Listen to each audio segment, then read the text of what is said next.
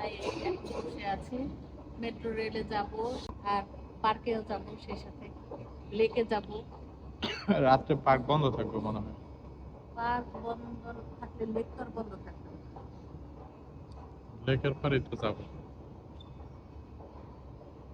China গুয়াংজোর মধ্যেই cultural park নামে পরিচিত এই জায়গাটি এত সুন্দর, আর এই লেকের সৌন্দর্য মানুষকে মুগ্ধ করে ছাড়ে। যত মানুষ, যতবারই আমি গিয়েছি মানুষে ভরপুর দেখেছি।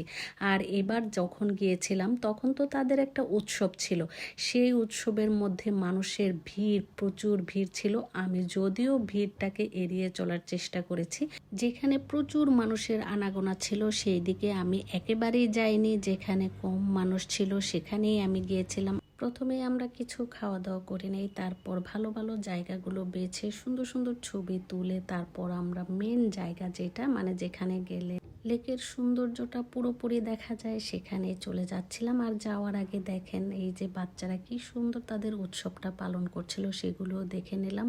এবার তো আমরা চায়না গিয়েছিলাম শুধুমাত্র ঘোরাঘুরি করার জন্য, কোনো কাজ নিয়ে যাইনি। তাই অনেক সুন্দর সুন্দর জায়গাগুলো ঘুরেছি, দেখেছি এবং তাদের উৎসবের সাথে সামিল হতে পেরেছি। মানে তারা কিভাবে উৎসবটাকে এত সুন্দরভাবে উদযাপন করে, বিভিন্ন স্পটে যে তারা যে পরিমাণ বিনোদন নেয়, মানে কাজের এত প্রেশার থাকে তাদের, সব সময় তারা ব্যস্ত থাকে। সেই ব্যস্ততার মধ্যেও পরিবারকে নিয়ে কি সুন্দর হ্যাপি নিউ ইয়ার উপলক্ষে তাদের যে একটা ছুটি ছিল, সেই ছুটিটা কি সুন্দর করে উপভোগ করলো পুরো পরিবার নিয়ে, সেগুলিও দেখতে পেয়েছি। আর তারা যে এত পরিমাণ বিনোদন নিতে পারে, এটা যদি এবার সরাসরি না যেয়ে দেখতাম তাহলে হয়তো আমার ধারণাটা ভুলই থাকতো। কারণ আমি মনে করতাম যে তারা শুধু কাজ আর কাজ নিয়ে ব্যস্ত থাকে, পরিবারকে মনে হয় একটু সময় দেয় না।